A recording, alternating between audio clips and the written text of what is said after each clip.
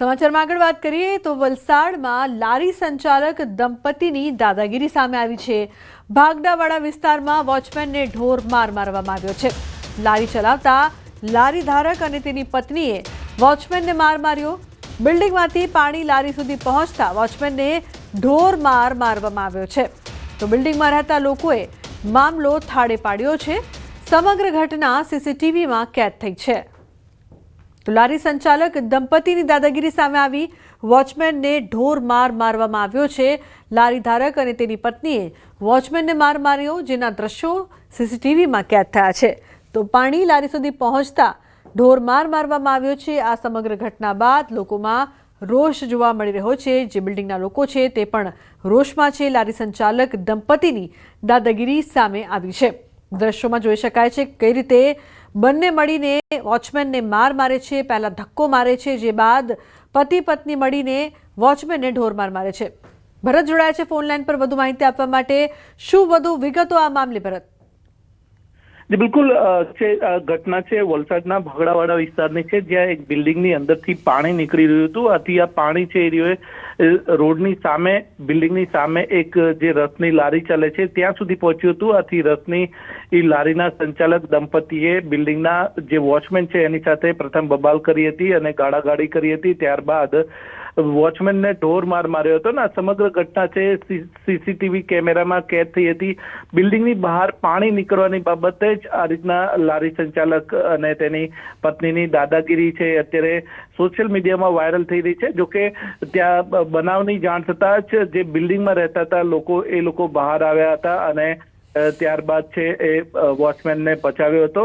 આમાં સમગ્ર ઘટના અત્યારે સોશિયલ મીડિયા પૂરતી સીમિત છે, પરંતુ પોલીસ સુધી હજુ પહોંચી નથી। આગામી સમયમાં શક્ય છે કે આ મામલે પોલીસ પણ કાર્યવાહી કરે। જી બિલકુલ, આભાર સમગ્ર માહિતી બદલ। તો પોલીસ કાર્યવાહી કરે તેવી લોકોની માંગ છે। લારી સંચાલક દંપતીની દાદાગીરી। બીજી તરફ વડોદરામાં ફતેગંજમાં બે યુવાનો વચ્ચે બબાલ થઈ। બોલાચાલી ઉગ્ર થતા બંને વચ્ચે ઝપાઝપી થઈ। બંને યુવાનો વચ્ચે થયેલી મારામારી કેમેરામાં કેદ થઈ છે। સિક્યોરિટી ગાર્ડ પણ તમાશો જોતા નજરે ચડ્યા। બંને યુવાનો નશાની હાલતમાં હોવાની ચર્ચા। જાહેરમાં મારામારી થતા રાહદારીઓમાં ભયનો માહોલ જોવા મળ્યો।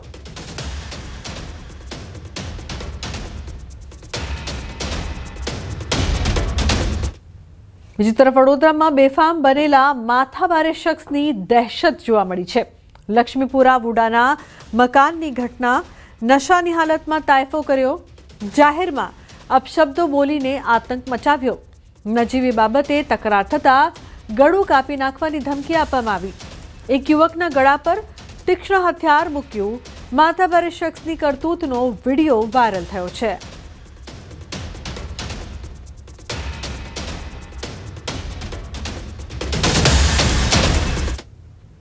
અન્ય સમાચાર, સુરતથી જાહેરમાં બર્થડેની ઉજવણીનો વિડીયો વાયરલ થયો છે।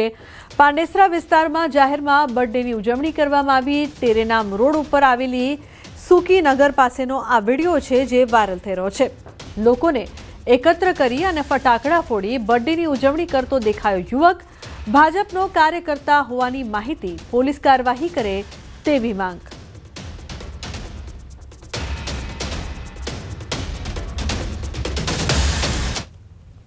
ભરૂચમાં હત્યા કેસના આરોપીના રિકન્સ્ટ્રક્શન દરમિયાન સ્થાનિકોનો રોષ જોવા મળ્યો છે। સ્થિતિ ત્યાં સુધી પહોંચી ગઈ કે આરોપીને પોલીસની હાજરીમાં મેથી પાક ચખાડ્યો। નંદેલાવ સ્થિત આશીર્વાદ સોસાયટીમાં રસોઈયાની ઘરમાં કરપીણ હત્યાના કેસમાં પોલીસે હત્યારાની ધરપકડ કરી હતી। જે બાદ રિકન્સ્ટ્રક્શન દરમિયાન મૃતકના પરિવાર અને સ્થાનિકોએ આરોપી સામે રોષ જોવા મળ્યો હતો। આરોપીને લવાયો ત્યારે સ્થાનિકોએ આરોપીને મેથી પાક ચખાડ્યો હતો, જેના કારણે એક તબક્કે વાતાવરણ ગરમ બન્યું હતું। 17 ઓગસ્ટ 2025 પ્રકાશ માલીની તેના નોકરોએ ઘરમાં હત્યા કરીને ફરાર થઈ ગયા હતા।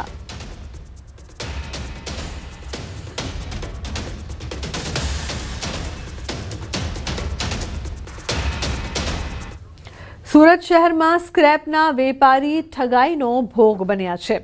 ઠગ ટોળકીએ વેપારીને સ્ક્રેપ સસ્તા ભાવમાં આપવાની ઓફર આપી હતી। સાથે જ વિદેશી માલનો લોભ આપી વેપારીના પૈસા પણ પડાવ્યા। આરોપીઓએ કંપનીઓના નામે 2 કરોડ 19 લાખથી વધુ રૂપિયા ટ્રાન્સફર કરાવી લીધા અને માલ ડિલિવરી ન આપીને નાણાં પરત પણ ન આપ્યા, જે બાદ વેપારીએ સમગ્ર મામલે પોલીસ ફરિયાદ કરી હતી। પોલીસે ફરિયાદના આધારે આરોપીની ધરપકડ કરી છે।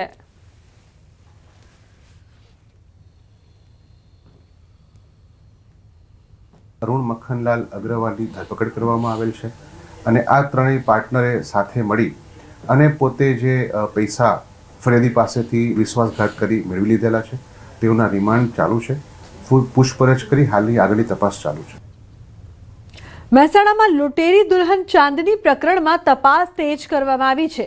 આદિવાડાના યુવકના ગીરવે મૂકેલા દાગીના રિકવર, મંગળસૂત્ર, ચાંદીની પાયલ સહિતના દાગીના ગીરવે મૂક્યા હતા। લગ્ન કરનારી આ ગેંગના 5 દિવસના રિમાન્ડ પૂર્ણ કરવામાં આવ્યા છે। ચાંદનીએ પોતાની મરજીથી કુલ 15 યુવકો સાથે લગ્ન કર્યા હતા। રૂપિયા મળતા હોવાથી પોતાની મરજીથી લગ્ન કર્યા હતા। નોટરી દ્વારા ચાંદનીના 5 લગ્ન અમદાવાદના ઘીકાંટા વિસ્તારમાં એક જ જગ્યાએ કરાવાયા હતા।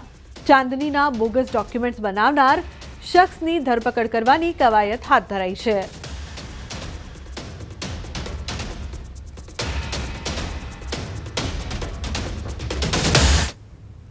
બોટાદ તાલુકાના લાઠીદળ સબિયાદ ખાતે ટેકાના ભાવે કપાસની ખરીદીનો શુભારંભ કરાયો છે। બોટાદ જિલ્લાના આશરે 8,000 ખેડૂતો દ્વારા કપાસને લઈને રજીસ્ટ્રેશન કરાવાયું છે।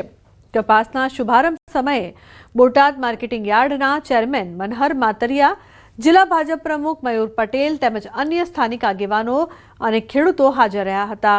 ખુલ્લા બજારમાં હાલ ખેડૂતોને 1400ની આસપાસનો ભાવ મળે છે, ત્યારે ટેકાના 1612 રૂપિયા જેટલો ભાવ મળી રહ્યો છે।